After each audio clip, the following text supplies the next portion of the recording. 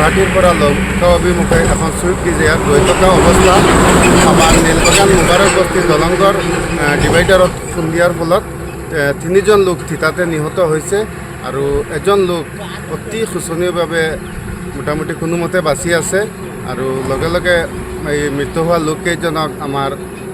জোৰাপুখুৰী হস্পিটেলত প্ৰেৰণ কৰা হৈছে। মুৰাজাৰ পুলিচ নীলবাগান পুলিচ আহিছে, আহি পেলাই লৈ গৈছে আৰু আহত এজন হোজাই হাম হস্পিটেলত প্ৰেৰণ কৰা হৈছে। কিন্তু বৰ্তমান আমি খবৰ পাইছোঁ তেওঁক গুৱাহাটীলৈ প্ৰেৰণ কৰা হৈছে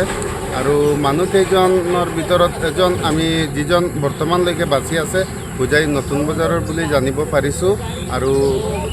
যিজন নিহত হৈছে তিনিজনৰ ভিতৰত এজন হাফলঙৰ বুলি জানিছোঁ আৰু দুজনৰ পৰিচয় এতিয়ালৈকে উদ্ধাৰ কৰা নাই।